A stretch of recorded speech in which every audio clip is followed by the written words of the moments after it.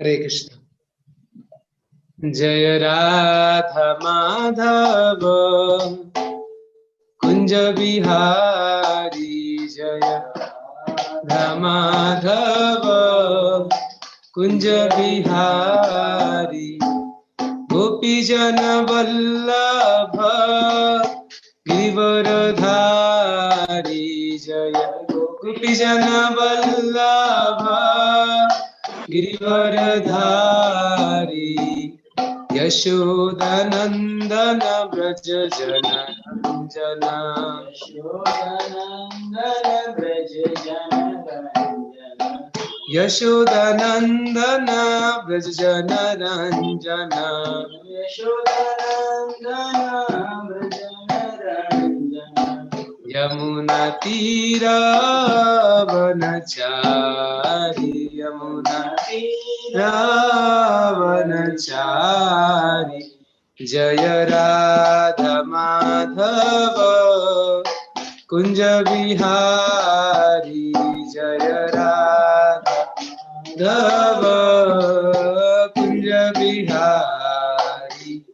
जय श्री कृष्ण चैतन्य प्रभु नित्यानंद, श्री अद्वैत गदाधर श्रीवासदि गौर भक्तवृंद। जय श्री कृष्ण चैतन्य प्रभु नित्यानंद, श्री अद्वैत गदाधर श्रीवासदि गौर भक्तवृंद। हरे कृष्णा कृष्ण कृष्णा हरे हरे, हरे राम राम राम हरे हरे, हरे कृष्णा कृष्ण कृष्ण हरे हरे, हरे राम हरे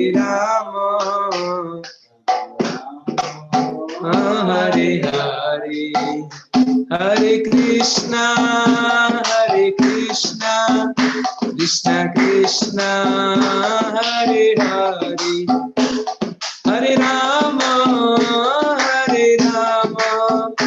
राम राम हरे हरे, हरे कृष्णा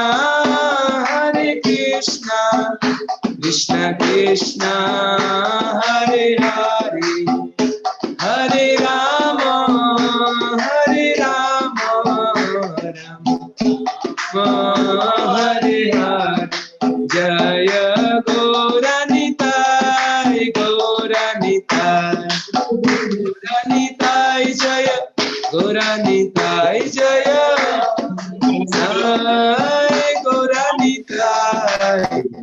गौरानिताय जय गौरानी, जय कृष्ण बलराम जय कृष्ण बलराम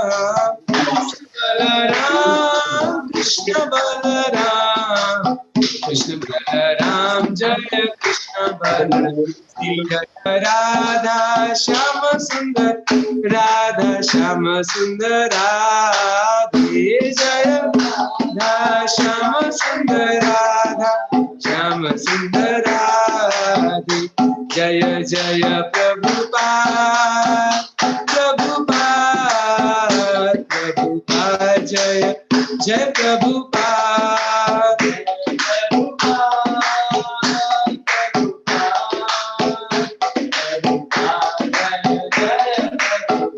निताय गौर हरि बोल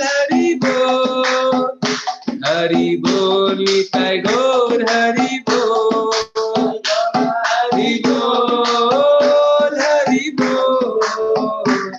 हरि बोल निताय गौर हरि बोल। हरि नाम संकीर्तन की, शील प्रभुपाद की, श्री श्री जगन्नाथ बलदेव सुधा महारानी की ग्रंथा श्रीमद् भागवतम की जय। निताई गौर प्रेमानंदे हरि हरि बोल। पानी देने की। हरे कृष्णा। अभी शुरू करेंगे थोड़ा से।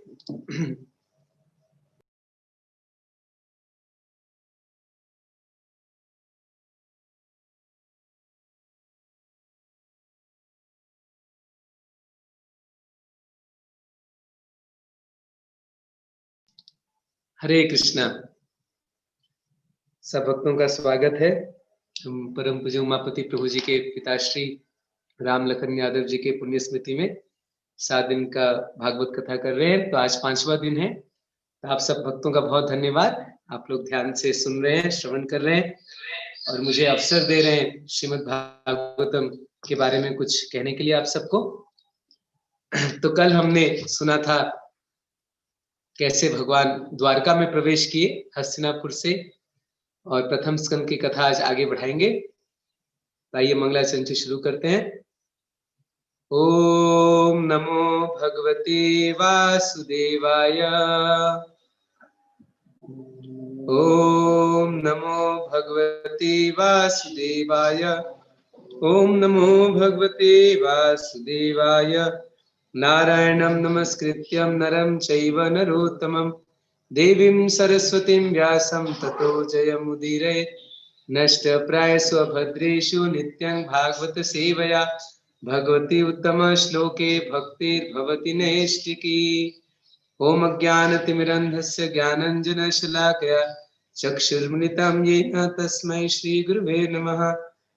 श्रीचैतन्यमनोभीष्टं स्थापितं येन भूतले स्वयं रूप कदा मह्यं ददाति स्वपदान्तिकं।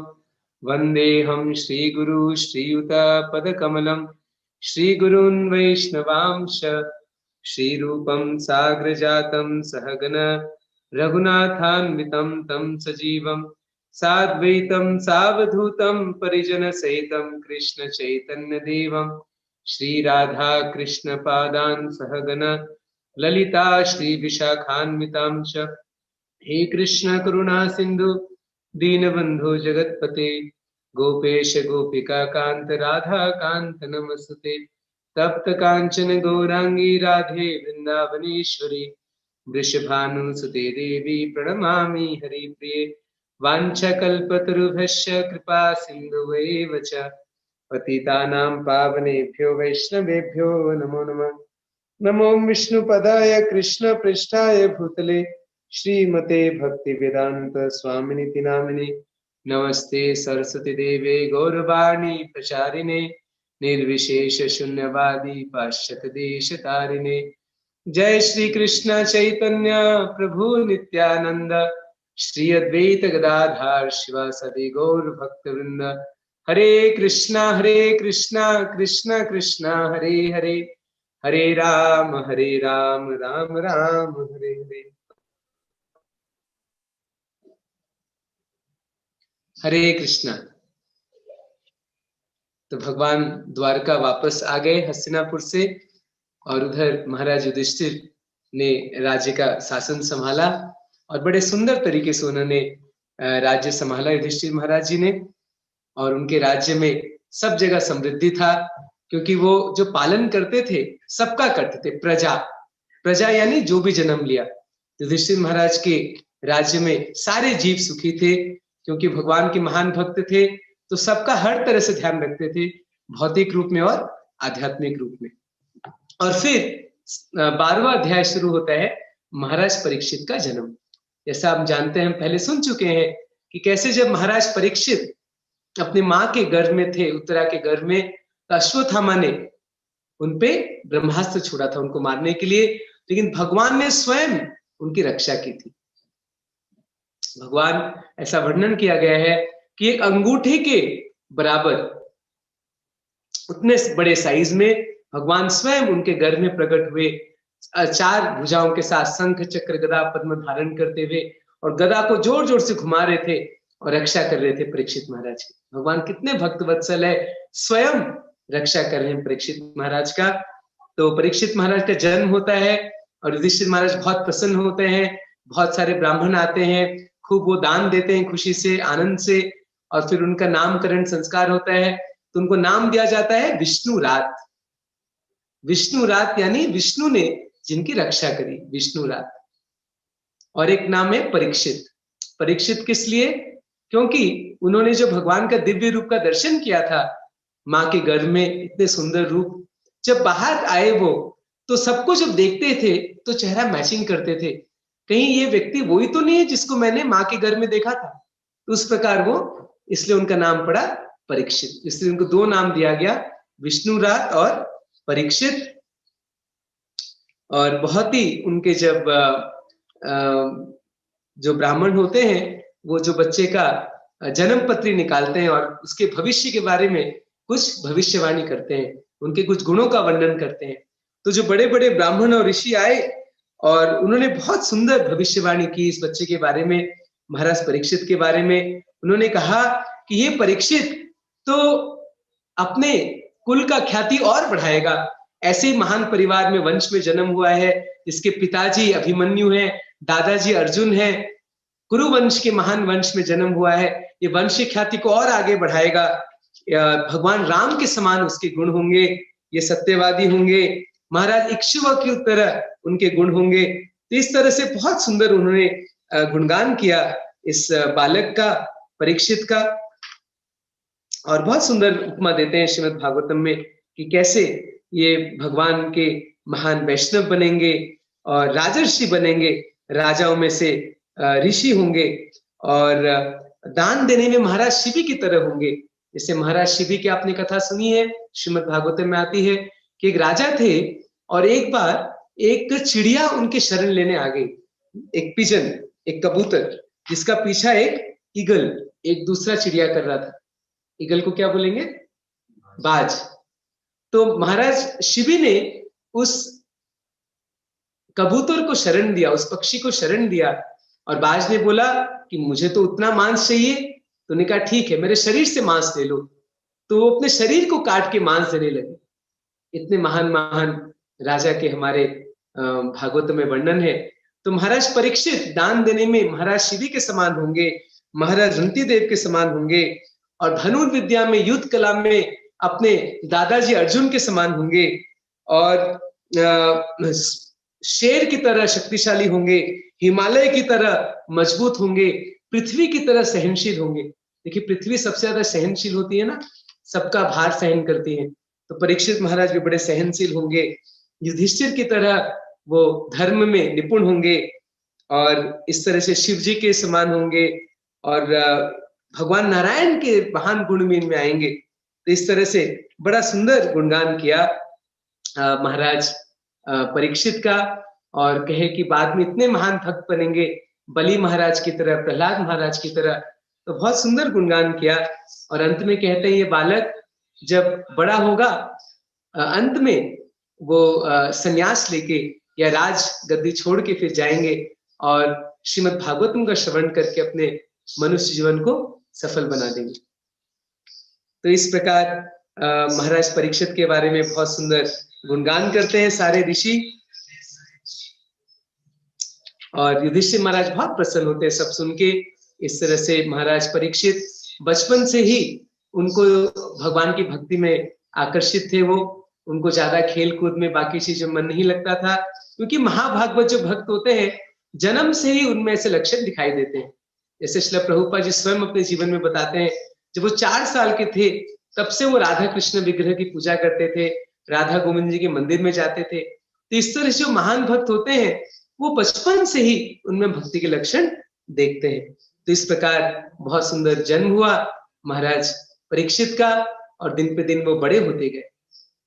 एक और फिर विशेष जो 13वां अध्याय है, बहुत ही सुंदर, उसमें एक लीला का वर्णन है। हम जानते हैं महाभारत युद्ध तो हो गया, सब मारे गए, धृतराष्ट्र के सारे 100 पुत्र मारे गए, लेकिन धृतराष्ट्र जीवित थे और उनकी पत्नी गांधारी भी जीवित। तो देखिए युधिष्ठिर महाराज का गुण देखिए कि वही धृतराष्ट्र जो उनको मारना चाहते थे, आज वही धृतराष्ट्र को इतने सम्मान के साथ अपने राज्य में उन्होंने रखा, राजमहल में हर दिन जाके उनके चरण स्पर्श करते थे, और इतने सम्मान के साथ धृतराष्ट्र को और गांधारी को उन्होंने रखा अपने राजमहल में। लेकिन जो भाई थे धृतराष्ट्र के, विदुर, जो पांडवों के चाचा थे, काका थे, तो विदुर जी को बड़ा मन में दया भावना है। अरे मेरा भाई धृतराष्ट्र अभी भी देखिए ये भौतिक जीवन में पड़ा है, शर्म नहीं है उसको, इतना सब कुछ हो गया अभी भी आ सकते हैं। तो उनके मन में दया भावना आई। तो विदुर जी विशेष करके हस्तिनापुर आए अपने भाई धृतराष्ट्र का उद्धार करने के लिए। तो विदुर जी जब घर आते हैं तो बड़ा ही सुंदर सा स्वागत करते हैं, क्योंकि जो संत पुरुष रहते हैं उनका स्वागत बहुत अच्छे तरह से करना चाहिए। ये हमारे भारत की संस्कृति है। तो कैसे स्वागत करते हैं आइए देखते हैं हम। हाँ, ये श्लोक हम पढ़ना भूल गए, ये श्लोक भी पढ़ते हैं श्रीमद् भागवतम का। तस्मान् नाम्ना विष्णुरात इति लोके भविष्यति, न संदेहो महाभाग महाभागवतो महान। तो ये श्लोक में परीक्षित महाराज को नाम दिया जाता है, तस्मान् नाम विष्णुरात। इस बालक का नाम होगा विष्णुरात, और ये बहुत महान भक्त बनेंगे, महाभागवत भक्त। भक्तों में अलग अलग श्रेणी रहता है, कनिष्ठ अधिकारी, मध्यम अधिकारी, उत्तम अधिकारी, और उत्तम अधिकारी में भी श्रेष्ठ महाभागवत। तो महाभागवत होंगे ये, और सारे गुण से निपुण होंगे। और उसके बाद जब युधिष्ठिर महाराज किस तरह से विदुर जी का स्वागत करते हैं, कहते हैं भवद विधा भागवता तीर्थभूता स्वयं विभो, तीर्थि कुर्वन्ति तीर्थानि स्वान्तस्तेन गदाभृता। कहते हैं हे विदुर जी, आपके तरह जो महान भक्त हैं वो स्वयं तीर्थ स्थान है। आप जहां भी जाते हैं आप उसको तीर्थ स्थान बना लेते हैं। क्यों? क्योंकि आप भगवान कृष्ण को, गदाभृत को अपने हृदय में धारण करते हैं। तीर्थ स्थान यानी क्या? जहां भगवान निवास करते हैं। तो भक्त अपने हृदय में भगवान को लेके घूमते हैं। भगवान साक्षात रूप में उनके हृदय में विराजमान रहते हैं। वैसे तो भगवान सबके हृदय में परमात्मा के रूप में रहते हैं, लेकिन जो शुद्ध भक्त होते हैं उनके हृदय में भगवान संपूर्ण रूप से भगवान प्रकट होते हैं। तो कहते हैं हे विदुर जी, आपकी तरह जो महात्मा है, आप स्वयं तीर्थ स्थान है। तीर्थ कुर्वन्ति तीर्थानि, जो तीर्थ स्थान है उसको भी आप पवित्र करते हैं। प्रभुपाद जी कहते हैं तीर्थ स्थान में बहुत सारे पापी लोग जाते हैं और अपना पाप छोड़ना चाहते हैं, लेकिन जब वहां पे संत पुरुष जाते हैं, महान भक्त जाते हैं विदुर जी की तरह, तो उन तीर्थ स्थानों को भी पवित्र कर देते हैं। इतनी क्षमता होती है भक्तों में, शुद्ध भक्तों में।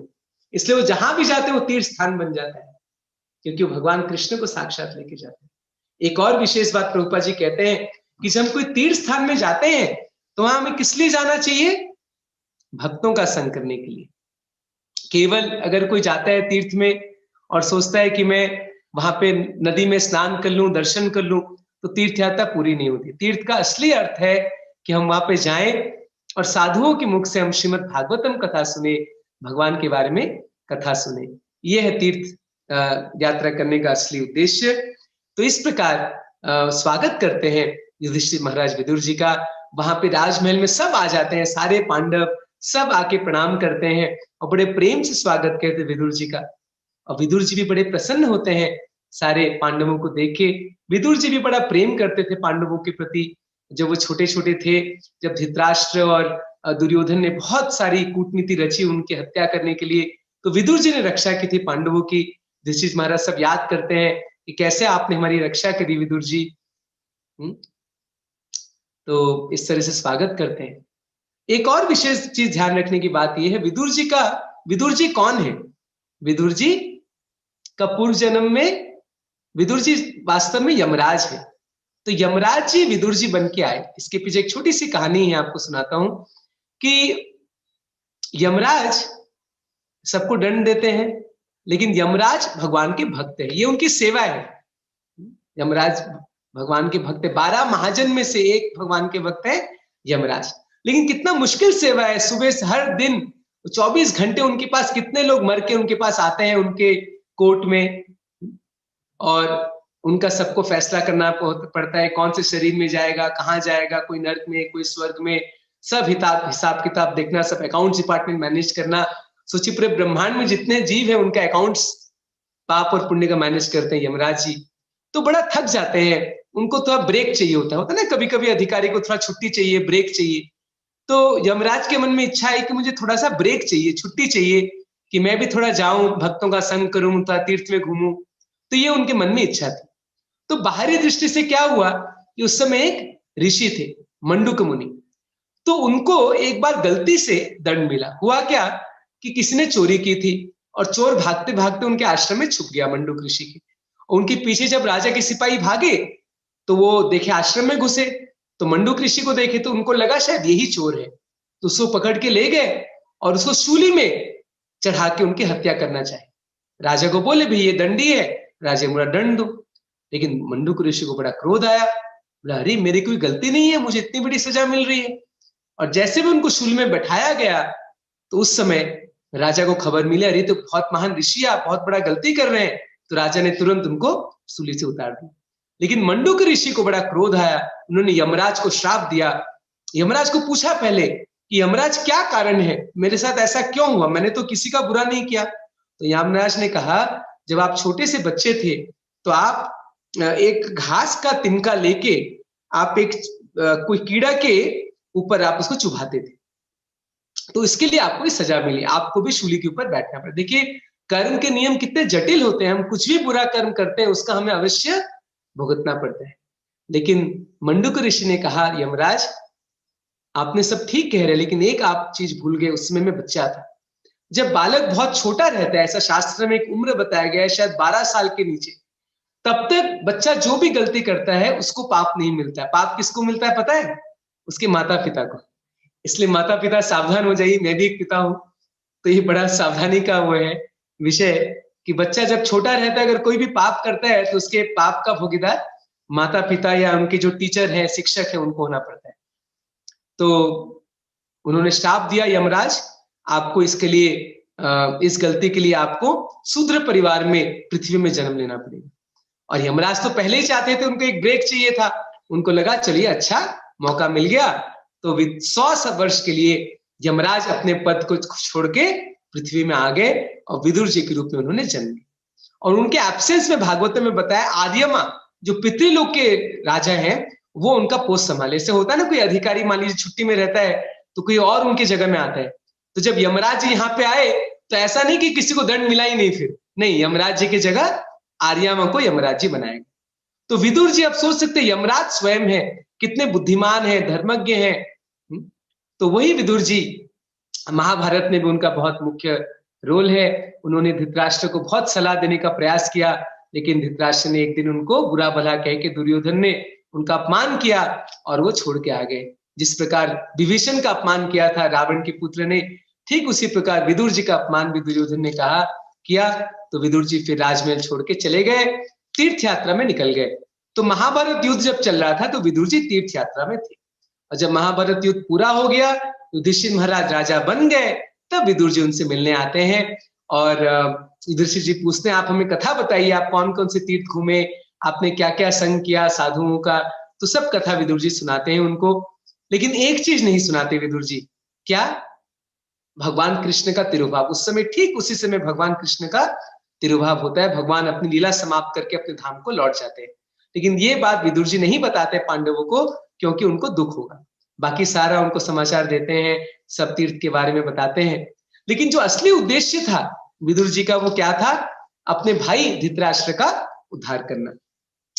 तो विदुर जी फिर धृतराष्ट्र से अलग में बात की और धृतराष्ट्र को बहुत कटु शब्द कहते हैं, बहुत ही कटु शब्द। देखिए साधु जो है, साधु का वाणी कभी कभी बड़ा कटु होता है, बहुत कड़वा होता है कभी कभी साधु का वाणी। तो बहुत बुरा भला कहते हैं धृतराष्ट्र को, धृतराष्ट्र तुम्हें शर्म नहीं आती? कभी भी शरीर का अंत हो जाएगा। हाँ, इतने बूढ़े हो गए, तुम्हारे सारे बाल पक गए, कफ वात पित्त बढ़ गए, दांत सारे निकल रहे हैं तुम्हारे, सारे 100 पुत्र मर गए, तुम्हारे भाई मर गए, तुम्हारे पिता मर गए, कोई नहीं है, अभी भी तुम घर में हो, अरे तुम्हें शर्म नहीं आती? अहो महीयसी जंतु जीविताश यथा भवान भीमा पवर्जितम पिंडम आदत्ते गृहपालवत। अरे तुम कैसे रह रहे हो, शर्म नहीं आती? वही भीम जिससे तुम्हारे 100 पुत्रों को मारा। आपको पता है धृतराष्ट्र के 100 पुत्रों को भीम नहीं मारा, उनने ही ठेका लिया कि ये मेरा हक है, मैं एक एक करके पुत्र को मारूंगा। दुर्योधन, दुशासन, सारे पुत्र को भीम ने मारा, इसलिए विदुर जी भीम का नाम ले रहे हैं। अरे तुम्हें शर्म नहीं आती? जो भीम ने तुम्हारे 100 पुत्र को मारा, आज उसी के रोटी के टुकड़े फेंक रहे हो और तुम उसको खा रहे हो एक कुत्ते के समान। छी छी, ठीक है तुम पे। तो प्रभुपाद जी समझाते हैं साधु कभी कभी ऑपरेशन करते हैं। साधु मतलब काटना। तो कभी कभी हमारी आसक्ति इतनी मजबूत होती है कि जो साधु है वो कभी कभी कड़वा शब्द बोलते हैं, कटु शब्द बोलते हैं हमारे आसक्ति को काटने के लिए। तो यहाँ पे वैसे ही विदुर जी बहुत कटु शब्द कह रहे हैं, किसके आसक्ति को काटने के लिए? अपने भाई धृतराष्ट्र के। और इन वचनों के बाद धृतराष्ट्र के अंदर बुद्धि जागी और धृतराष्ट्र ने समझ गए कि हाँ बहुत जल्दी मेरी मृत्यु होने वाली है, अगर इसी तरह अगर मैं घर में मरूंगा तो ये सही नहीं है, मुझे गृह त्याग करके मुझे आध्यात्मिक पथ में आगे बढ़ना चाहिए। तुरंत रातों रात धृतराष्ट्र और विदुर जी घर छोड़ के चले गए। गांधारी भी उनके पीछे पीछे चली गई।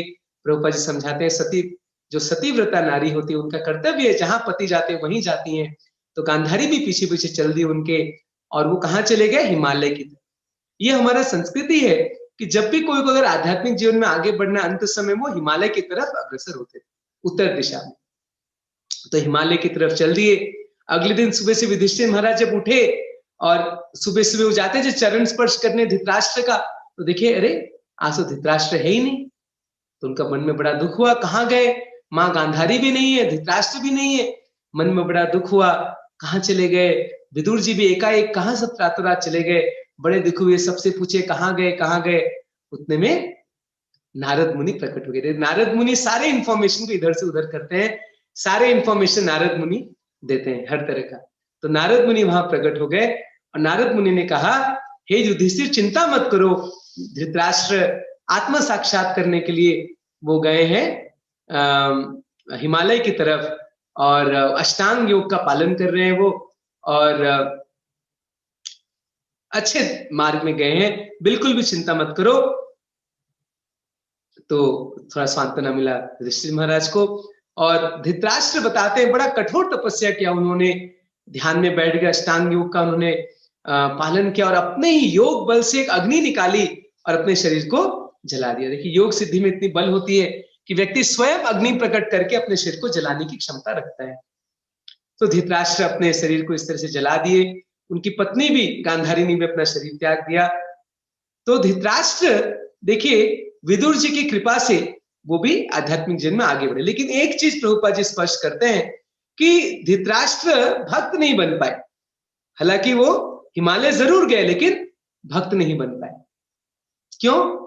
क्योंकि वो वैष्णव अपराध किए थे, क्योंकि वो पांडवों के प्रति इतना द्वेष रखे थे, इतना उनको मारने का प्रयास कर रहे थे, इसलिए उनको भक्ति करने का अधिकार नहीं था। हाँ योग पथ में जरूर गए और ब्रह्म में लीन हुए या जो भी इस तरह से वो प्राप्त किए, लेकिन भगवान की भक्ति वो नहीं प्राप्त कर पाए, कि भगवान के धाम नहीं जा पाए।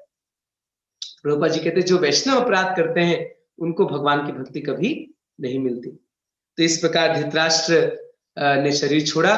तो ये अध्याय बड़ा सुंदर अध्याय है। हम तो संक्षेप में बोल दिए। विदुर जी ने जो वाणी सुनाई धृतराष्ट्र को बड़े ही कटु वाणी है, जिसको पढ़ के मन में वैराग्य आता है कि कैसे जीवन का लक्ष्य है भगवान को प्राप्त करना।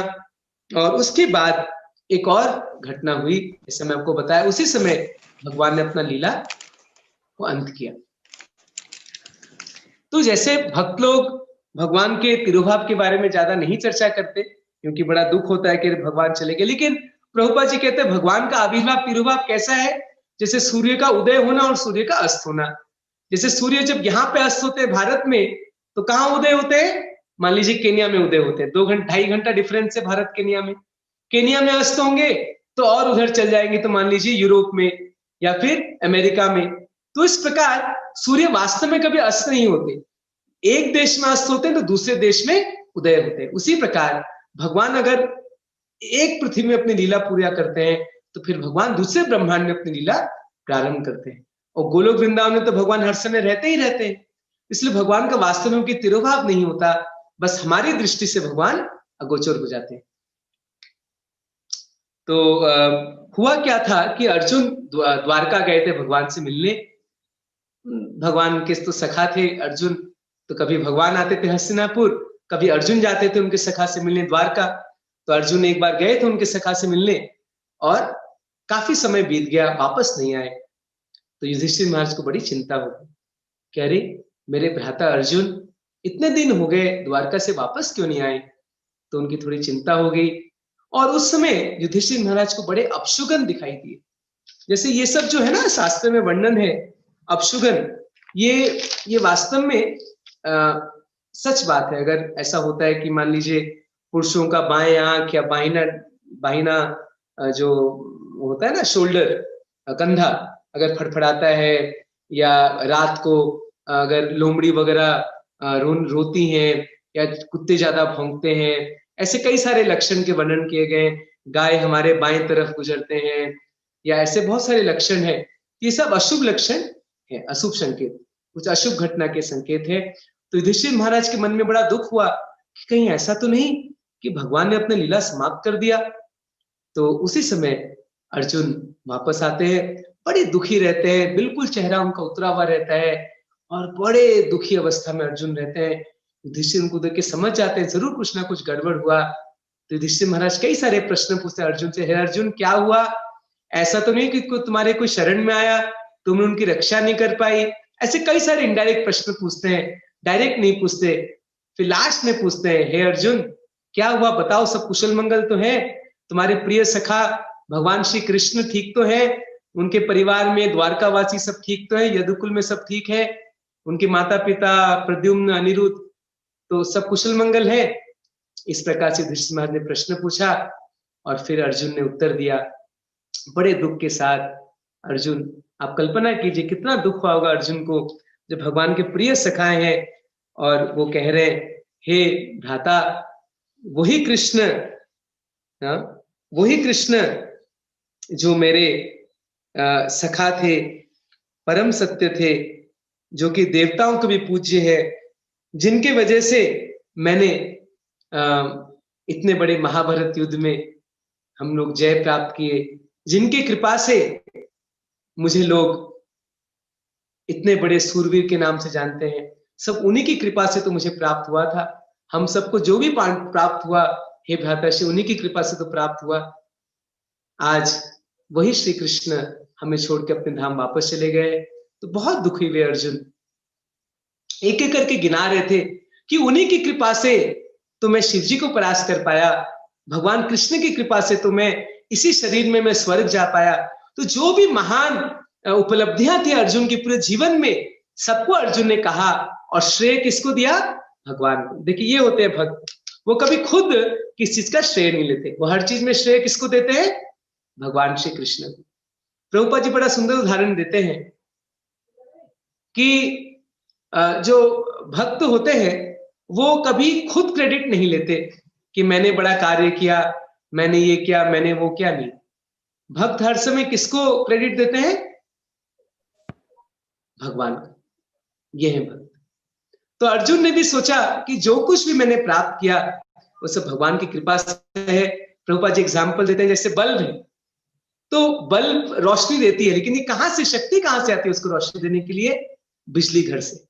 जब बिजली घर से रोशनी आना बंद हो जाता है तो आप चाहे जितना बढ़िया, आजकल क्या एलईडी बल्ब आता है या आपके पास बढ़िया एसी हो, सब कुछ हो, लेकिन पावर सप्लाई नहीं है तो सब कुछ बेकार है।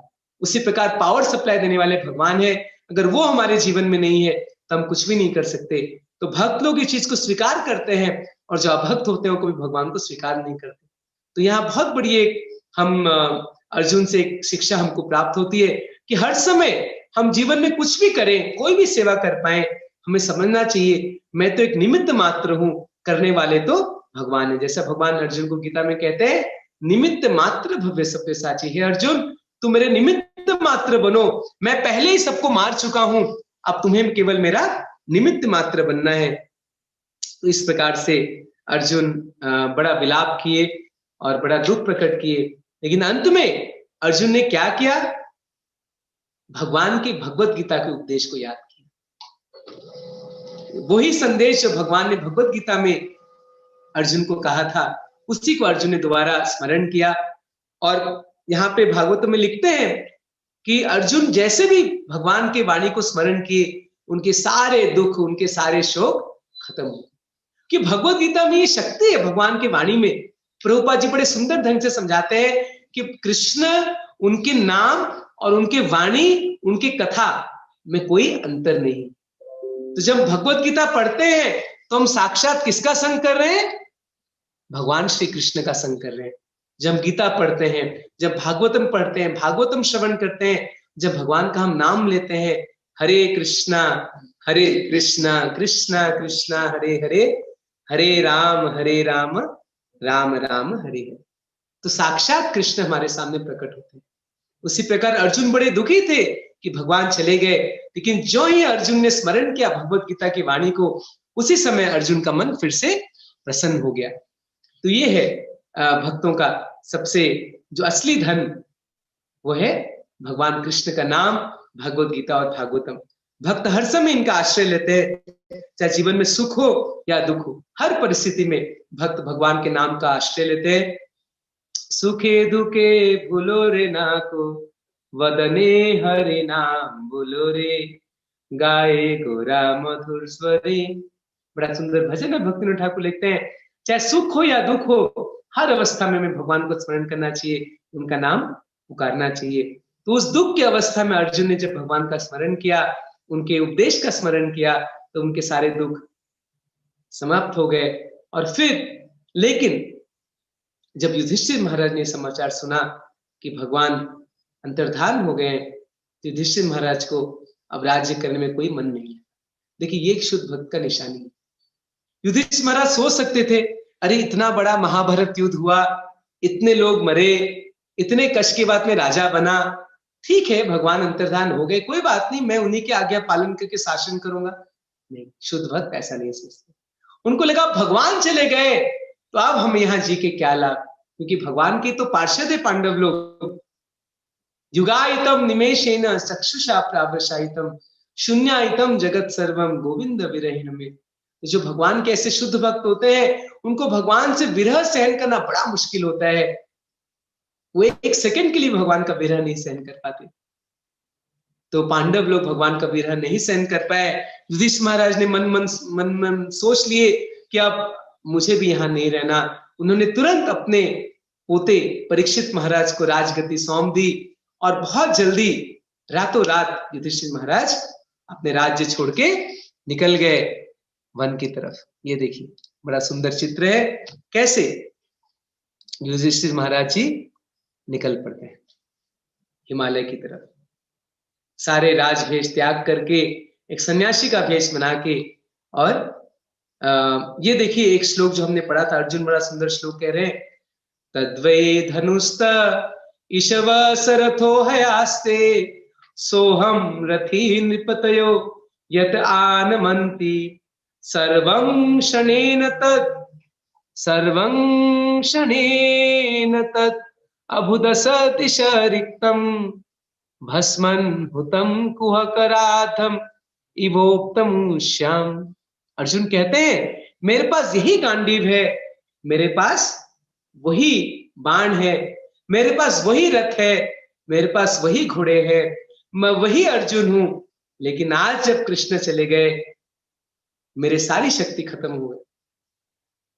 एक्चुअली एक और घटना होती है, मैं आपको बड़ा सुंदर घटना सुनाता हूं कि जब भगवान का तिरुभाव हो गया, आइए 5 मिनट थोड़ा उस लीला के बारे में सुनते हैं कि यदुवंश का कैसे नाश हुआ और क्यों नाश हुआ। भगवान बड़ा अच्छा समझाते हैं कि अगर यदुवंशी लोग इतने शक्तिशाली थे, अगर वो बाद में रहते तो पृथ्वी में बड़ा वो उधम मचाते, क्योंकि वो सब भगवान के वंशज थे। सोचिए कितना उनमें शक्ति था। तो इसलिए भगवान उनको नहीं चाहते थे कि वो लोग यहाँ पे रहे और बाद में कहे हम भगवान कृष्ण के वंश के हैं और पृथ्वी में अपना जोर दिखाते सब।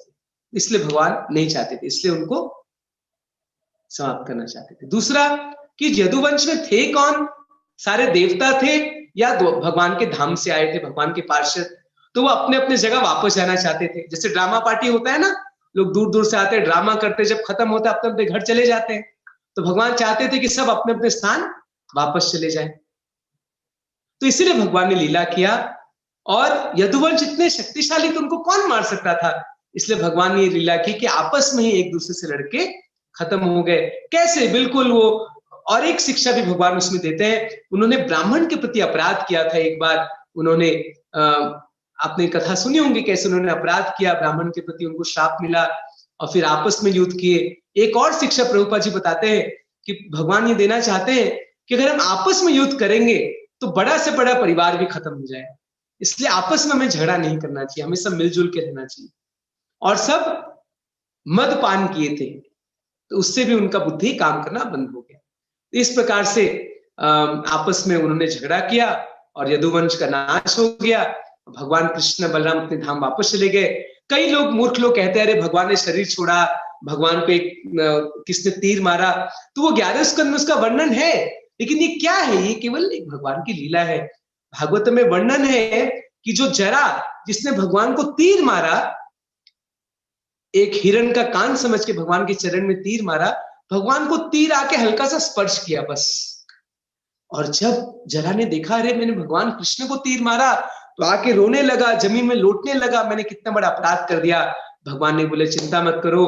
भगवान ने वैकुंठ से वही रथ बुलाया और उसी रथ में उसी व्याध जरा को उस रथ में बैठा के अपने धाम वापस भेजा। तो सुखदेव गोस्वामी कहते हैं अरे मूर्ख लोग कहते हैं भगवान ने शरीर छोड़ा। अरे भगवान, जो जरा ने जो मारा भगवान को, उसको भगवान ने अपने सशरीर में भगवत धाम भेज दिया। तो क्या भगवान भगवत धाम नहीं जाएंगे? भगवान अपने सशरीर में भगवत धाम गए। वो तो केवल मूर्ख लोगों को विचलित करने के लिए, भ्रमित करने के लिए भगवान ने एक माया का शरीर छोड़ दिया। कि कुछ लोग हैं जो सोचते हैं भगवान हमारी तरह आम आदमी थे, तो उनको भ्रमित करने के लिए भगवान ने एक माया शरीर छोड़ दिया कि ठीक है मैं भी तुम्हारी तरह एक आदमी था। लेकिन वो माया शरीर था। भगवान कृष्ण तो अपने सशरीर से, कृष्ण बलराम और सब अपने धाम चले गए। लेकिन जो उनके जो पटरानी थी वो भी चली गई, रुक्मिणी आदि। लेकिन जो 16,100 रानियां थी, उनको भगवान ने अर्जुन को कहा था हे अर्जुन तुम इनको लेके हस्तिनापुर चले जाना, क्योंकि द्वारका नगरी को तो भगवान ने जल में डुबा दिया। आज भी साइंटिस्ट लोग निकाले हैं कि समुद्र के अंदर आज भी बहुत बड़ी नगरी थी द्वारका नामक। तो अर्जुन जब उनको हस्तिनापुर लेके आ रहे थे, तो रास्ते में कुछ ग्वाल बाल उनसे झगड़ा किए और उनको परास्त कर दिया। वही अर्जुन जो बड़े बड़े रथी महारथी को परास्त किए, आज उनको छोटे से ग्वाल बालों ने परास्त कर दिया। तो अर्जुन समझ गए कि मेरी सारी शक्ति भगवान कृष्ण की थी। खैर उनको फिर अर्जुन लेके आते हैं, और वो पता है वृंदावन में भी आते। उद्धव कुंड नाम का एक स्थान है, अगर आप गोवर्धन आए होंगे कभी, तो वहीं पे उद्धव कुंड में रानियां आई और वो उद्धव से भागवत कथा सुनी, भगवान की सारी रानियां। तो इस प्रकार भगवान अपने धाम जाते हैं, रानियां भागवत कथा सुनती हैं। पांडव जो है 5 भाई अपने घर छोड़ के निकल जाते हैं हिमालय की तरफ, और वो भी भगवत धाम वापस चले जाते हैं। और अब बच जाते हैं परीक्षित महाराज। तो परीक्षित महाराज फिर राजगद्दी को संभालते हैं और खूब अच्छी तरह से अपने दादा के जैसे वो भी अच्छे से शासन करते हैं। उनके राज्य में कोई कहीं पे कुछ अधर्म नहीं था, खूब अच्छे से शासन कर रहे थे। लेकिन एक बार उनको खबर मिला कि उनके राज्य में कली का प्रवेश हो गया, तो तुरंत अस्त्र शस्त्र निकल के बाहर घूमने निकले, देखने निकले कि सब कुछ ठीक ठाक है कि नहीं। तो प्रभुपाद जी कहते हैं राजा के कर्तव्य है कि अगर उसके राज्य में कुछ अधर्म का आचरण हो, स्वयं उसको जाके वो अधर्म को रोकना चाहिए। तो परीक्षित महाराज निकल गए अपने रथ के साथ में और घूम के देखे, और अचानक से उनकी दृष्टि पड़ी। क्या देखा उन्होंने? एक बैल एक पैर में खड़ा था और एक गाय थी। गाय बड़ा रो रही थी और बैल एक पैर में खड़े होकर कांप रहा था। और एक काला काला एक पुरुष था जो राजा के भेष में था, लेकिन उस बैल के एक पांव को मार रहा था, गाय को पिटाई कर रहा था। और ये देख के तो महाराज परीक्षित की आंखें लाल लाल हो गई, क्रोध में आ गए, क्योंकि वो कभी राजा सहन नहीं कर पाएंगे। परीक्षित महाराज जैसे जो धार्मिक राजा होते हैं, कभी भी कोई भी प्रजा पे कष्ट नहीं सहन कर पाते। और विशेष करके प्रभुपाद जी समझाते गाय और बैल ये धर्म के प्रतिनिधि है, धर्म के प्रतिनिधि बैल है और गाय हमारी माता है। जो भी समाज में अगर गाय और बैल की अगर हत्या होती है, प्रभुपाद जी कहते हो समाज कभी सुखी नहीं रह पाता। अगर वास्तव में समाज में सुख और समृद्धि चाहिए तो हमें गाय और बैल की रक्षा अवश्य करनी चाहिए।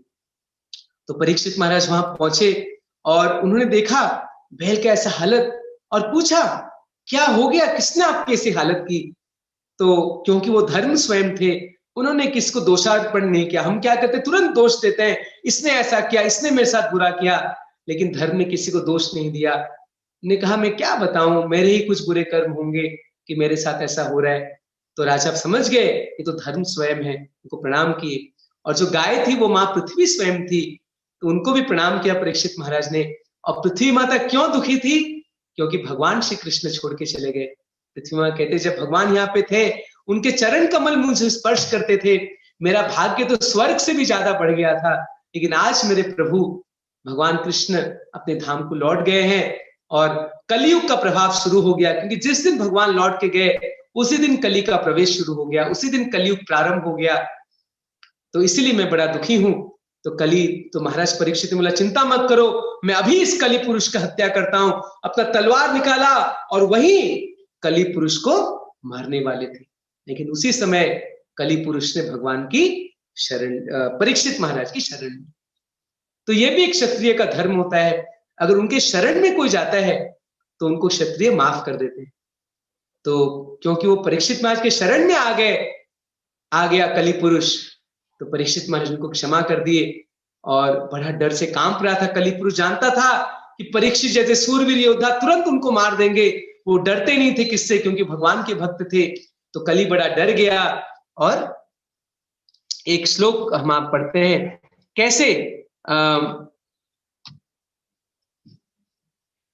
ये देखिए कलयुग की जो निशानी है, हाँ, अभी पढ़ेंगे इसके बारे में। तो पहले तो परीक्षित महाराज कहते हैं हे धर्म तप शौच दया सत्यम इति पादा कृते कृताः अधर्मांशे स्त्रयो भग्ना स्मय संग मदेस्तव। कि हे धर्म, आपके सत्युग में 4 पैर थे। कौन से पैर है 4 धर्म के? तपह, शौचम, दया और सत्यम। याद रखिए कौन कौन से 4 पांव हैं? तपह यानी तपस्या, शौच यानी स्वच्छ रहना, दया और सत्य। ये 4 पांव, ये 4 में से 3 पांव पूरे टूट चुके हैं। किसके द्वारा? स्मय संग मदेस्तव। लोग बहुत ज्यादा घमंडी हो गए हैं और स्त्री का असत संग करते हैं, और मदेश यानी वो हर समय नशा पान करते हैं। तो प्रभुपाद समझाते जो 4 पैर है धर्म के, ये 4 नष्ट हो जाते हैं। किसके द्वारा? जब हम नशा पान करते हैं, अवैध स्त्री संग करते हैं, मांसाहार करते हैं और इस प्रकार से स्वच्छता का पालन नहीं करते, तो ये 4 पैर नष्ट हो जाते हैं धर्म के। तप, शौच, दया, सत्यम। तो पहले 4 पांव थे, धीरे धीरे 3, 2 और कलयुग में 1 ही पांव बचा, और वो भी लड़खड़ा रहा था, उसको भी कली मार के वो पांव भी तोड़ना चाह रहा था। तो कलयुग में ये 4 धर्म के पांव पैर का कोई पालन नहीं करता। ये खराब स्थिति है कलयुग की। तो प्रभुपाद जी समझाते हैं कि कैसे बड़ा बुरा हाल है इस कलयुग में, और अगर कलयुग के इस सारे दुर्गुण को रोकना है तो परीक्षित महाराज जैसे कोई शासक की आवश्यकता है जो ये सब रोक पाए। तो इस तरह से परीक्षित महाराज ने देखा कि धर्म 1 पांव में खड़ा है, और चाहते तो वही कली पुरुष को हत्या कर सकते, लेकिन कली पुरुष ने उनकी शरण ले ली, और कली पुरुष ने कहा मुझे कोई स्थान दीजिए रहने के लिए। तो महाराज परीक्षित ने कौन से 4 स्थान दिए उनको रहने के लिए? सूतवाच अभ्यर्थितस्तदा तस्मै स्थानानि कलये ददौ द्यूतं पानं स्त्रिय सूना यत्रा धर्म चतुर्विदः। सूत गोस्वामी कहते हैं महाराज परीक्षित को जब उन्होंने स्थान मांगा रहने के लिए, तो कली को परीक्षित ने 4 स्थान दिया। कौन सा 4 स्थान? जहां पे लोग जुआ खेलते हैं, द्यूतम, पानम जहां शराब पीते हैं, स्त्रिय जहां अवैध स्त्री संग करते हैं, और सूना जहां पे पशु हत्या करते हैं, एनिमल स्लॉटर। ये 4 स्थान है। हम देखें कलयुग में चारों तरफ फैला हुआ है, हर जगह शराब की दुकान, मांस की दुकान और जुआ खेलने की, और ये सारी व्यवस्था हर जगह हम देखते हैं। बड़े बड़े शहर है, जैसे एक शहर है लास वेगास, जहां पे लोग जाते हैं, ये 4 नियम एक साथ तोड़ के आते हैं। ऐसे ऐसे स्थान है, भारत में भी कई ऐसे स्थान है जहां पे लोग जाते हैं होटलों में और चारों नियम एक साथ तोड़ते हैं। तो ये है कलयुग का बुरा हालत, बुरी परिस्थिति। तो परीक्षित महाराज ने 4 स्थान दिया, लेकिन देखिए परीक्षित महाराज इतने स्ट्रांग राजा थे कि उनके राज्य में ये 4 कहीं पे थे ही नहीं, ये 4 वस्तु थे ही नहीं उनके राज्य में। तो कली पुरुष सोचा, अभी आपने 4 स्थान तो दे दिया, आपके राज्य में तो 4 स्थान है ही नहीं, मुझे एक कोई और स्थान दे दीजिए। तो फिर राजा ने क्या स्थान दिया? सोना, गोल्ड, कि जो हम अधर्म से जो सोना हम कमाते हैं वो सारे पाप का कारण होता है। तो कली पुरुष को जाओ तुम सोने में निवास करो। तो कली पुरुष को 5 स्थान दिया, जहां पे लोग जुआ खेलते हैं, जहां पे लोग अवैध स्त्री संग करते हैं, जहां लोग मांसाहार करते हैं और जहां लोग नशा पान करते हैं। तो प्रभुपाद जी बड़ा जोर देते हैं कि हमें सरकार को ये चारों चीज को बैन कर देना चाहिए, समाज से हटा देना चाहिए। लेकिन क्या करे, सरकार ये चारों चीज को प्रमोट करता है आज के जमाने में। जब कोरोना का टाइम आ गया था, भारत में 1 महीने के लिए शराब बंद हो गया था, हाहाकार मच गया था। तो सबसे पहले सरकार ने शराब की दुकान खोली। सोचिए, शराब इतना महत्वपूर्ण हो गया, उसके बिना लोग रह नहीं पाते। देखिए कलयुग की बुरी स्थिति। और सरकार को टैक्स में बड़ा इनकम फायदा होता है, तो ये बुरी स्थिति है आज की। तो प्रभुपाद जी बड़ा तात्पर्य में बड़ा दुख प्रकाश करते हैं। ये पूछ सकता है कि महाराज ने कली पुरुष को क्यों जिंदा छोड़ दिया, मार देते तो कितना अच्छा होता। लेकिन कलयुग में प्रभुपाद समझाते हैं, भागवतम में भी लिखा है कि कुछ अच्छे गुण भी हैं। कौन से अच्छे गुण हैं कलयुग में? पहला गुण बताते हैं कि कलयुग में जब हम कोई अच्छे कार्य के बारे में मन में सोचते हैं, जैसे मन में संकल्प लेते हैं कि मुझे वृंदावन जाना है, मैं ये सेवा करूंगा, मैं इतना नाम जप करूंगा, मैं ये दान दूंगा, तो मन में विचार करने से हमें उसका लाभ मिल जाता है। वो कार्य हम करें या ना करें, केवल अच्छे विचार से भी हमें उसका फायदा मिल जाता है। लेकिन अगर पाप के कार्य अगर मन में विचार आते लेकिन अगर हम करते नहीं है तो उसका हमें सजा नहीं मिलता। उसके पिछले युग में क्या था कि अगर पाप के बारे में कोई मन में सोच भी लेता था तो उसको दंड भुगतना पड़ता था। एक कलयुग में कंसेशन है, अगर मन में पाप के विचार आ भी जाए तब भी हमें उसका पाप नहीं, क्योंकि अगर ऐसा होता तो हमारे मन में तो हर समय कितने गंदे विचार आते हैं। इसलिए कलयुग में छूट है। लेकिन इसका मतलब ये नहीं कि हम गलत विचारों को मन में घुमाएं, क्योंकि गलत विचार मन में आए तो उसको हटा देना चाहिए। अगर ज्यादा समय तक गलत विचार मन में रहेंगे तो क्या होगा, वो फिर हमारी क्रिया में आ जाएंगे। बोलते ना, thoughts will turn into words will turn into action.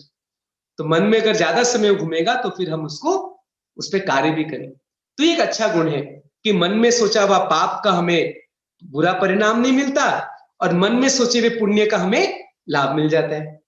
और सबसे महान गुण क्या है कलयुग का? एक ऐसा महान गुण है कलयुग का जो कि किसी और युग में नहीं है। वो क्या है?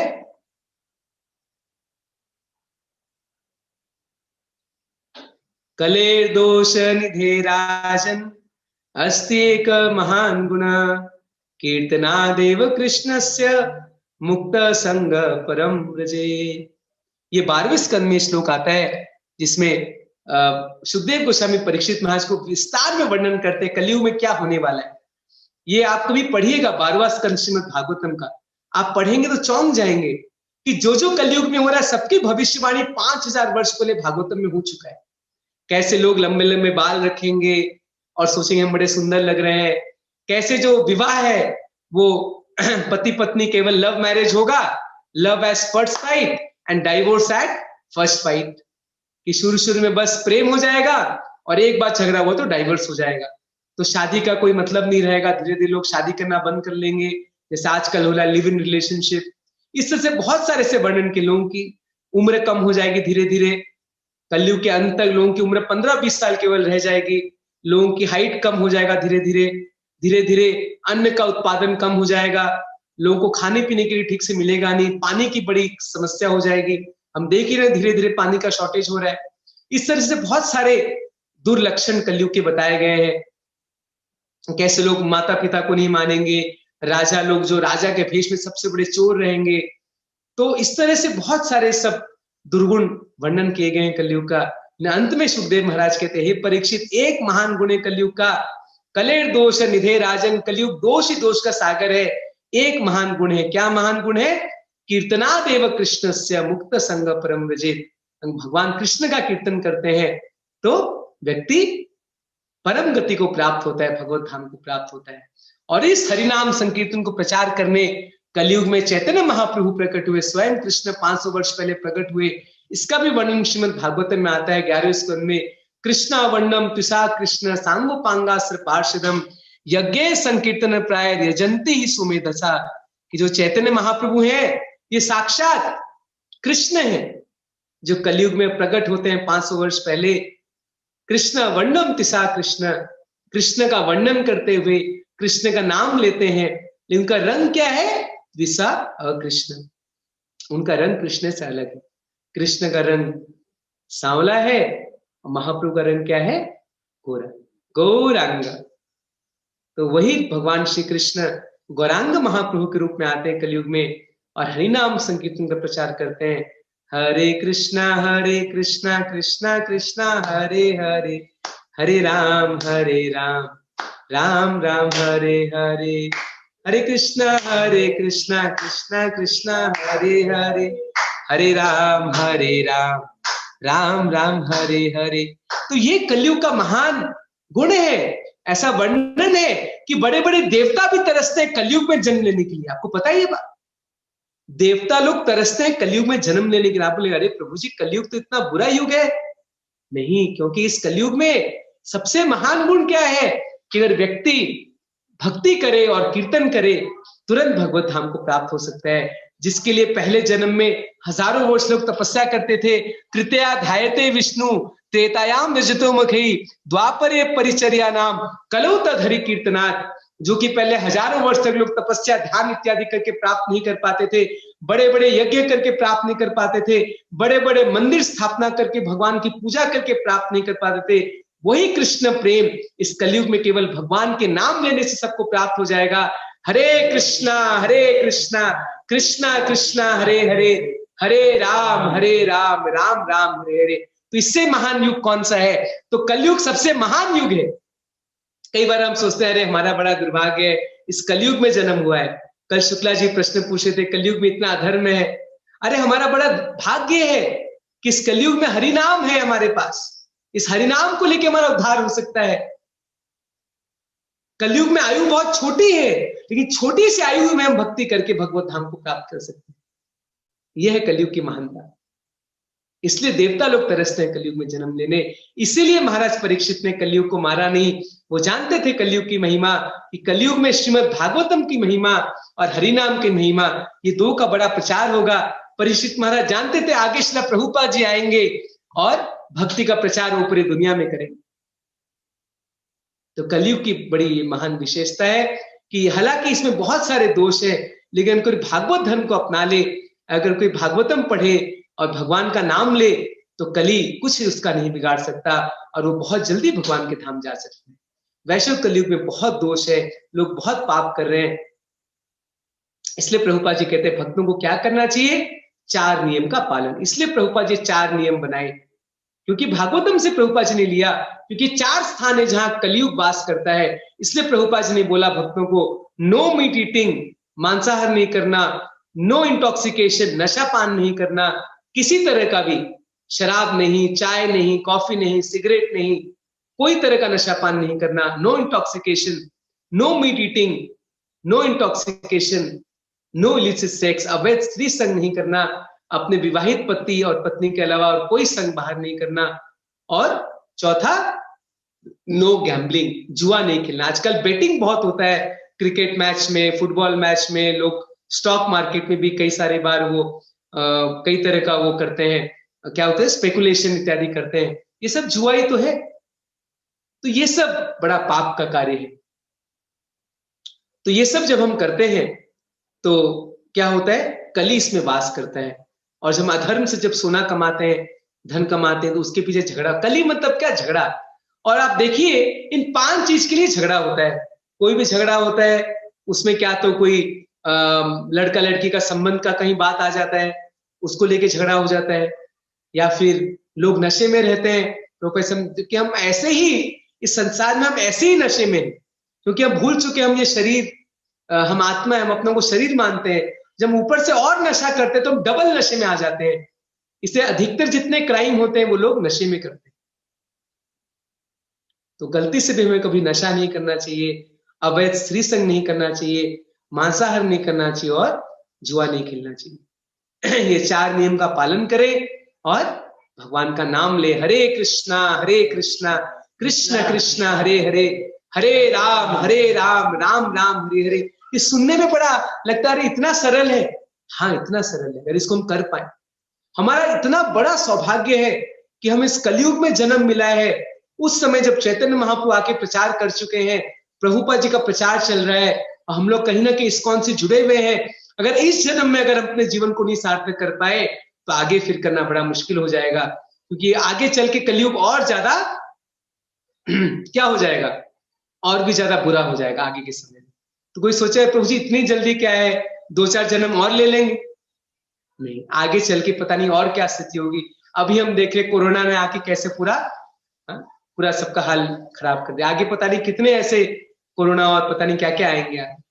इसलिए हमें जल्दी सोचना चाहिए इस जन्म में भक्ति करके हमें कैसे भगवत धाम चले जाएं, और इससे अच्छा अवसर कभी प्राप्त नहीं होगा। प्रभुपाद जी ने कहा केवल 16 माला अगर हम अच्छे से जप कर लें, 4 नियम पालन कर लें, प्रभुपाद जी कहते मैं गारंटी देता हूं कि वो व्यक्ति भगवत धाम जाएगा। सोचिए इतना इससे आसान क्या हो सकता है। आप चाहे जॉब कर रहे हो, बिजनेस कर रहे हो, करते रहिए, बस निष्ठा से भगवान का नाम लीजिए और 4 नियम का पालन कीजिए, तो वो गति प्राप्त होगी हमें जो पहले ऋषि मुनियों को हजारों वर्ष तपस्या ध्यान करने से जो नहीं प्राप्त होता था। भगवान कृष्ण के चरणों में प्रेम, भगवत धाम जाने का सौभाग्य केवल भगवान के नाम से प्राप्त हो जाएगा। कितना बड़ा सौभाग्य इस कलयुग का। तो इस तरह से महाराज परीक्षित ने कलयुग को स्थान दिया। लेकिन उसके बाद एक और घटना हुई। क्या घटना हुई? आपने सुना भी होगा उसके बारे में कि परीक्षित महाराज एक बार वन में निकले थे शिकार करने, क्योंकि राजाओं को निकलना पड़ता है शिकार करने के लिए। प्रभुपाद जी कहते हैं क्योंकि उनको प्रैक्टिस बना रहता है युद्ध करने का, इसलिए वो शिकार में जाते हैं।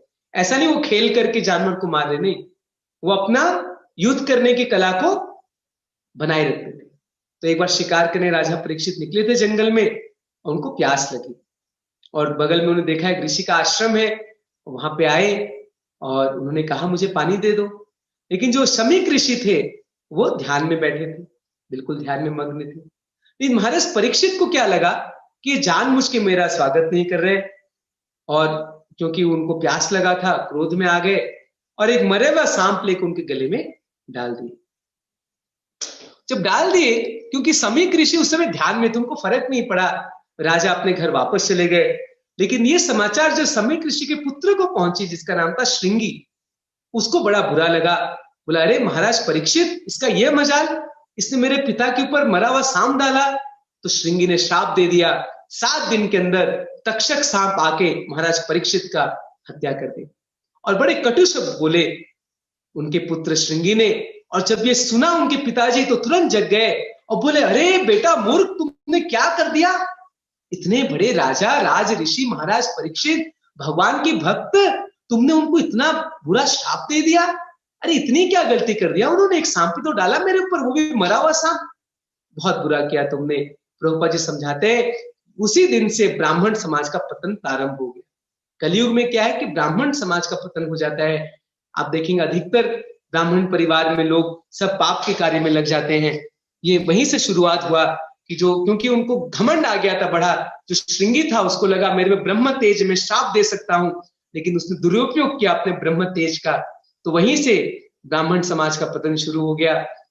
और उधर परीक्षित महाराज को जब वापस पहुंचे तो उनको लगा अरे शायद मैंने बड़ा गलती किया। और भक्त जब भी कोई गलती करता है तो मन में बड़ा पछतावा करता है। तो परीक्षित ने बड़ा पछतावा किया कि अरे मैंने बहुत बड़ी गलती कर दी, अब इसका जो सजा मिलना है मुझे मिल जाए। उतने में उनको खबर आ गया कि उनको ये श्राप मिला है। अब परीक्षित महाराज का रिएक्शन देखिए, उनकी प्रतिक्रिया देखिए। तो बड़े राजा थे, बड़े सूरवीर थे, भगवान के बड़े भक्त थे, वो चाहते थे तो इस श्राप का वो कुछ प्रतिशोध कर सकते थे या श्राप का कुछ रास्ता निकाल सकते थे, इससे बचने का कुछ यज्ञ इत्यादि कर सकते थे, या फिर उल्टा सम्यक ऋषि को श्राप दे सकते थे, या श्रृंगी को श्राप दे सकते थे, या इससे निकलने का कोई ना कोई उपाय कर सकते थे। महाराज परीक्षित बहुत बलशाली थे। महाराज परीक्षित तो ऐसा नहीं कि उनको श्राप मिल गया उनको तो मरना ही था, नहीं, कोई ना कोई उपाय अवश्य निकाल लेते वो। लेकिन महाराज परीक्षित ने क्या किया, उसको एक आशीर्वाद के रूप में लिया कि भगवान का आशीर्वाद है मेरे लिए, मैं संसार में फंसा हूं, शायद ये मौका भगवान ने दिया कि मैं संसार से बाहर निकल पड़ूं। तो महाराज परीक्षित ने इसको भगवान का आशीर्वाद लिया।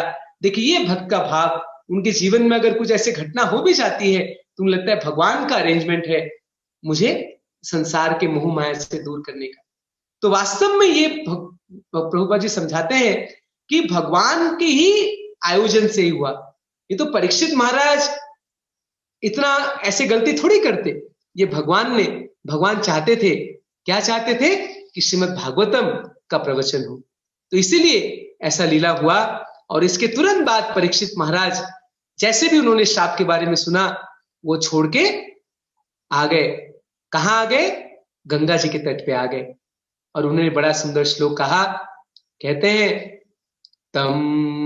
तमोपयातम प्रतियंतु विप्रा गंगा च देवी धित चित्तमेशे द्विजोपसृष्ट कुहकस्तक्षको वा दशत्वलम गायत विष्णुगाथः। कहते हैं हे ब्राह्मण, क्योंकि जब वो पहुंच गए गंगा के तट पे, सारे बड़े बड़े ऋषि और ब्राह्मण सब वहां उपस्थित हो गए। व्यासदेव, वशिष्ठ ऋषि, वाल्मीकि और असित और जितने बड़े बड़े ऋषि मुनि थे, नारद, सब वहां पे पहुंच गए महाराज परीक्षित के पास। इतने बड़े समाचार, पूरे पृथ्वी के जो सम्राट थे महाराज परीक्षित, आज वो राज्य छोड़ के गंगा जी के तट पे आ गए भगवान की शरण लेने के लिए। तो सारे ब्राह्मण वहां एकत्र, सारे भक्त एकत्र हो गए। वो कहते हैं कि आप मुझे केवल विष्णु गाथा सुनाइए, मैं भगवान के चरण कमलों का आश्रय लेना चाहता हूं, मुझे डर नहीं है तक्षक नाम के सांप का, आके उसे मुझे काटने दो, मुझे तो केवल आप विष्णु गाथा सुनाइए, मुझे आप भगवान विष्णु के बारे में आप सुनाइए।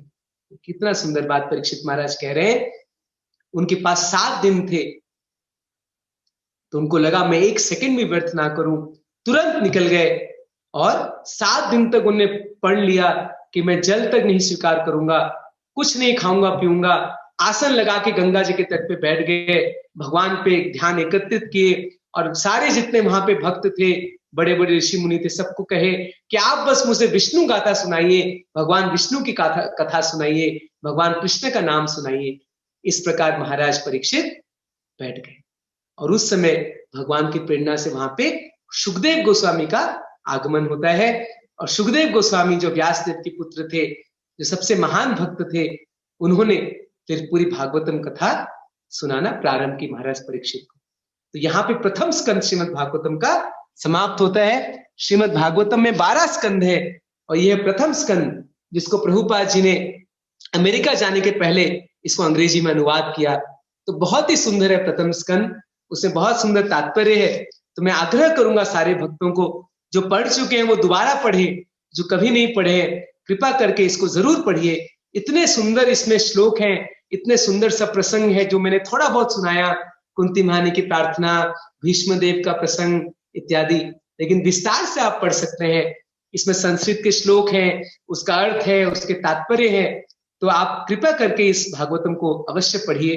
तो प्रथम स्कंद में बहुत सुंदर सुंदर लीलाएं है, तो प्रथम स्कंद की लीला यहीं पे समाप्त होती है और आगे भागवतम में बहुत सारे सुंदर लीलाएं हैं।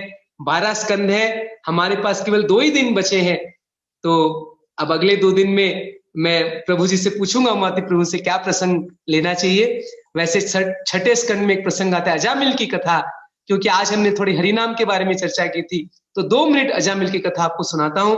वैसे आप लोगों ने सुना भी होगा कुछ लोगों ने कि अजामिल नाम का एक व्यक्ति था कान्यकुब्ज में, कानपुर के पास आज भी एक शहर है, इसका नाम है कान्यकुब्ज। वहां पे अजामिल वास करता था और बचपन में तो बड़ा भक्त था, लेकिन बाद में कुसंग के कारण उसका पतन हो गया, सारे पाप कार्य में लग गया और एक वैश्या के साथ विवाह किया और हर तरह का पाप करता था। उसके 10 पुत्र हुए, सबसे छोटे पुत्र का नाम उसने नारायण रखा। मृत्यु के समय जब यमदूत आए, आप देखिए यहाँ पे 3 यमदूत हैं, बड़ा भयानक उनका शरीर होता है और हम सबको लेने यमदूत आते हैं जब हमारी मृत्यु हो जाती है। लेकिन उस समय अजामिल ने डर के अपने पुत्र का नाम बुलाया, नारायण नारायण, और जैसे ही उन्होंने अपने पुत्र का नाम नारायण उच्चारण किया, 4 विष्णुदूत आ गए और यमदूत को रोके, बोले रुक जाओ, इसको तुम नहीं लेके जा सकते। क्यों नहीं लेके जा सकते? क्योंकि व्यक्ति मृत्यु के समय नारायण का नाम पुकारा। तो इस तरह से हरिनाम की बहुत सुंदर व्याख्या उसमें वर्णन की गई है इस लीला में। और अंत में फिर अजामिल के एक और मौका दिया जाता है, अजामिल हरिद्वार जाते हैं और फिर से भक्ति करते हैं और फिर भगवान धाम वैकुंठ धाम को प्राप्त होते हैं। तो हरिनाम की कितनी महिमाएं देखिए। तो अब भागवतम में ये कहानी भी बताई गई है। तो वास्तव में भागवतम का जो अंतिम जो सार है वो है हरिनाम लेना, क्योंकि भागवतम का आखिरी श्लोक भी यही है, नाम संकीर्तन यस्य सर्व पाप प्रणाशनम प्रणाम दुख समनस्तम नमामि हरि परम। और इसीलिए बार बार हम इस पे जोर दे रहे हैं, इसीलिए आचार्य लोग बार बार इस पे जोर देते हैं कि कलयुग में हरिनाम को छोड़ के और कुछ भी नहीं है। कलेर दोष निधे राजन अस्ति एक महान गुण कीर्तनादेव कृष्ण से मुक्त संग परम व्रजेत, इसका प्रचार स्वयं चैतन्य महाप्रभु ने किया है। इसलिए हमें सबको हरे कृष्ण महामंत्र जप करना चाहिए। तो आइए सबको मिलकर एक बार महामंत्र जप करते हैं, और विशेष करके उमापति प्रभु के जो पिताश्री हैं श्री राम लखन यादव जी, उनके स्मृति के लिए उनके लिए प्रार्थना करते हुए हरे कृष्णा कृष्णा कृष्णा हरे हरे, हरे राम राम राम हरे हरे। आप सबका बहुत बहुत धन्यवाद। और 2-3 मिनट समय है, आप अगर कोई प्रश्न है कोई प्रश्न पूछ सकते हैं। Any questions? हरे कृष्णा प्रभु जी, दंडवत। हरे कृष्णा प्रभु जी। हरे कृष्णा। एक करके पूछिए। मेरे ख्याल से शुक्ला जी पहले पूछना चाहते हैं, थोड़ा पूछिए। हाँ जी, अनम्यूट कीजिए, अनम्यूट। अनम्यूट है। आवाज आ रही है प्रभु जी? हरे कृष्णा। हाँ भी आ रही है, बताइए। तो पहली बार कथा में सुना कि बड़ा सौभाग्यशाली हूँ कि कलयुग में जन्म हुआ और इतने आसानी से भगवत भक्ति से उद्धार हो सकता है। यह सुन के बहुत ही अच्छा लगा।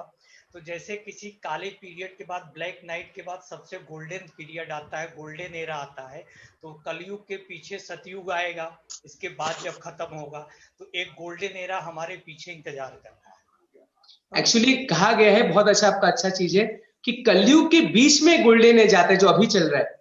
जब चैतन्य महाप्रभु आते हैं, कलयुग की अवधि है 4,32,000 वर्ष, उसमें 10,000 वर्ष का एक गोल्डन एरा आता है जो अभी चल रहा है, जिस समय हरिनाम का प्रचार होता है। तो देखिए, चैतन्य महाप्रभु ने हरिनाम का प्रचार प्रारंभ किया, उसके पहले हरिनाम कोई नहीं जानता था। पूरे भारत में महाप्रभु गांव गांव में गए और हरिनाम का प्रचार किया। तो हिस्ट्री में भी लिखा गया है कि जो संकीर्तन आंदोलन के जो प्रतिष्ठाता है वो चैतन्य महाप्रभु। इसलिए कलयुग के अंदर ही जो 10,000 वर्ष है, ये गोल्डन एरा है, जिससे 500 वर्ष बीत चुके हैं। ठीक है, मंदिर मार्बल वाला ले कि और कोई प्रश्न है? और किसका प्रश्न है? प्रभु जी हरे कृष्णा। मेरा है जो भागवतम का कोई ऑडियो भी है क्या? रीडिंग देखिए, बहुत लोगों को रीडिंग प्रॉब्लम। भागवतम, श्रीमद् भागवतम का ऑडियो ऑडिशन भी है क्या? हाँ, ऑडियो भी भक्तों ने किया है। हाँ जी, भक्तों ने ऑडियो एडिशन भी किया है, वो मैं नेट में ढूंढ के आपको लिंक भेज सकता हूँ। ऑडियो भी है।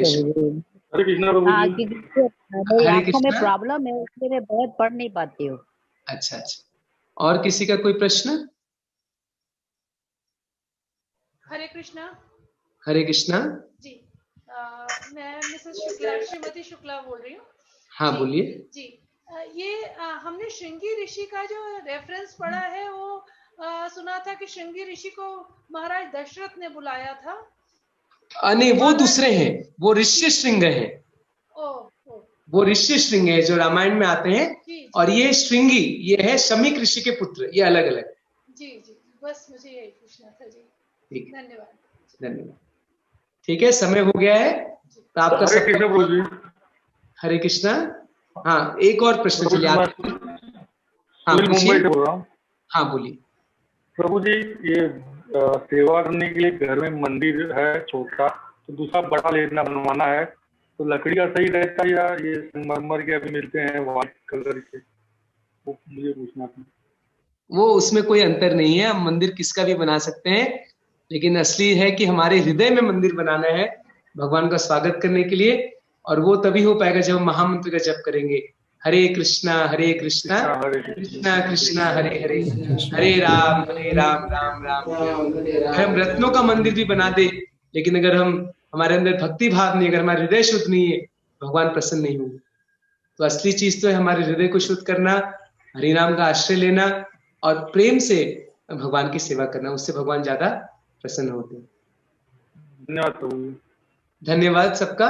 प्रभु जी हरे कृष्णा। उमापति प्रभु जी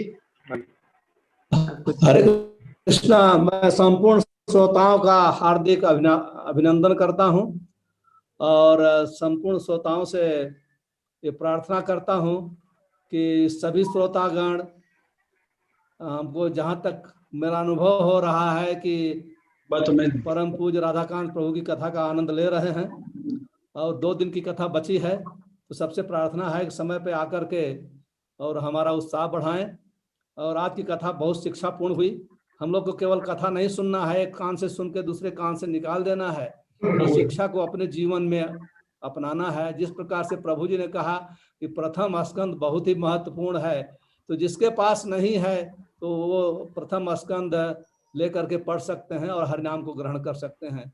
इस प्रकार से भागवतम की शिक्षा से हम कलयुग के प्रभाव से मुक्त कर सकते हैं। अंत में हम सभी लोग परम पूज्य राधा कांत प्रभु का आभार प्रकट करने के लिए हरे कृष्ण महामंत्र उच्चारण करेंगे, और इसी के साथ कथा का समापन होगा। हरे कृष्ण कृष्णा कृष्ण कृष्ण हरे हरे, हरे राम राम हरे राम। चाहूंगा जैसे उमापति प्रभु ने अभी बोला है कि भागवत कथा, जैसे बाहर के लोग केवल कथा सुनते हैं और भूल जाते हैं, तो ये उद्देश्य नहीं है। प्रभुपाद जी कहते हैं भागवत सुन के जीवन में एक बदलाव आना चाहिए, क्रांति आनी चाहिए, तो हमें भक्ति में और ज्यादा गंभीर होना चाहिए भागवतम सुन के। तो आप सबसे अनुरोध है कि आप सब भक्ति और ज्यादा गंभीरता से करें, और मुझे भी आप सब आशीर्वाद दीजिए कि मैं भी अच्छे से भक्ति कर पाऊं। ग्रंथा श्रीमद् भागवतम की जय। श्रील प्रभुपाद की जय जय जय। और हमारे जो दूसरे भक्त हैं कनाडा से, अमेरिका से, और हमारे मित्र लोग हैं यूके, सब ज्वाइन किए हैं, मैं सबके लिए बहुत बहुत प्रार्थना करता हूं और आभार प्रकट करता हूं कि अपना समय निकाल करके, समय अलग होगा, स्पेशली अनंत दास प्रभु, उनकी धर्मपत्नी आरती देवी दासी, हरिदर्शन प्रभु और दूसरे सभी लोग हैं, क्योंकि वहाँ का समय बहुत अंतर है समय में, फिर भी अपना समय निकाल के आप लोग इस कथा का रसास्वादन ले रहे हैं, तो इसलिए आपका मैं बहुत बहुत बड़ा आभारी हूँ। हरे कृष्ण। हरे कृष्ण। सब भक्तों का बहुत बहुत धन्यवाद आने के लिए। हरे कृष्ण। श्रील प्रभुपाद की जय। की जय।